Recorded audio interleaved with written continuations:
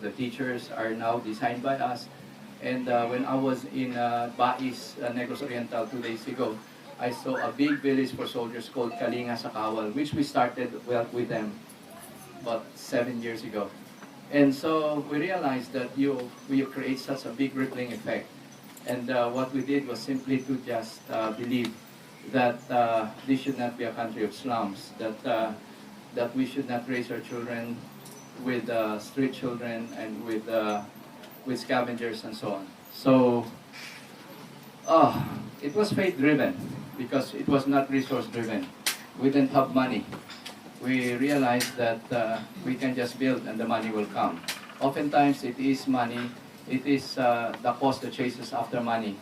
But in our situation, when we build this on love of God and country, when people saw the nobility, we discovered that it is possible for money to chase the cause. Now, I picked this up from my favorite movie and my favorite philosopher, the American philosopher who said, "Build and they will come," from the movie The Field of Dreams. And also, somehow I learned that we should go beyond charity and dole out and really speak about stewardship.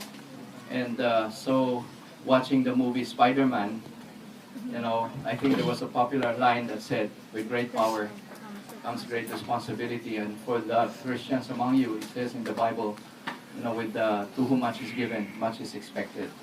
And so I started working with Ateneo and LaSalle and UP because they are the schools that produce the wealth creators and those who control wealth and power in this country. And they are the people who make all the major decisions. And I realized that poverty, you don't blame poverty on the poor. They're just victims of it. And because they have no say in the major decisions in this country. And I came from Ateneo, and my children I sent to my eldest daughter to Ateneo, my second daughter to UP, my son to San Beda, and my youngest daughter Camille to LaSalle. By the way, that's my daughter Camille from LaSalle. She grew up with a lot of crazy ideas coming from a father that was not there even for her graduation. So she decided not to attend her graduation because I realized that they have all the best opportunities in life. Why should I spoil them with too much attention? So they learned to be generous in sharing me with others early. And I realized too, I gave them the secret formula to success. That when they become generous, when they live to make others happy, it doesn't take much to make them happy. So I realized I had to consider the poor as family. If I just consider them as objects of charity, then it's so easy to just write out a check. If I consider them as just laborers or workers or employees, I'll try to squeeze the blood out of them and give them substandard wages. So if I consider them as thieves and as threats, then I'll build high walls and hire more security guards. So the poor were never considered as family. They were just objects of charity, and that was our biggest problem. And the most educated among us were also the most colonial in terms of mentality. And so we were looking for always the greener pastures outside of the country. We were always dreaming other people's dreams. But our dreams were not good enough for our country. That was my problem. And so that was my midlife crisis at the age of 35. I went to Ateneo, took up economics, I worked for Procter & Gamble for 6 years, became an entrepreneur. So from getting a degree, despite the fact that I came from a poor family in Negros, my parents were both public school teachers. I am a product of public school. But education provided me the opportunity. And so a degree from Tapo University allowed me to marry a woman with pedigree. So at least my children had a started life on an even playing field. Because there's just a big social gap in our country.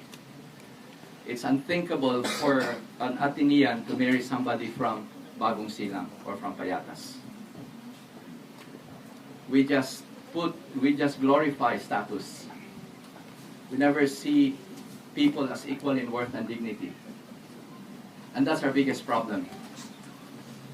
And that's what my son-in-law taught me. He said, unless you learn to treat your household help with dignity, you can never rise as a nation.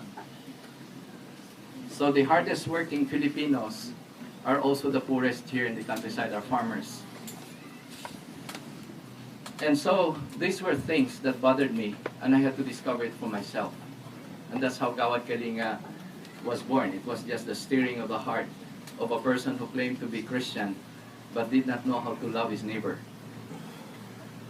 And this is after working in 2,000 communities, working with 1 million volunteers in the last more than 10 years.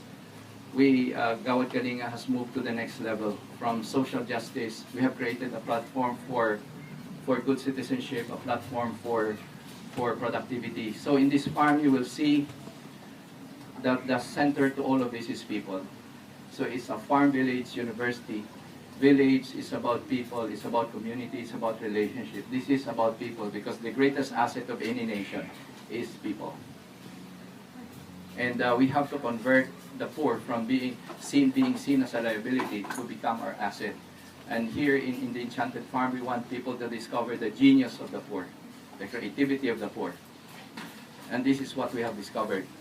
And we have to bring the Athenian who knows how to fly but has not been taught to land.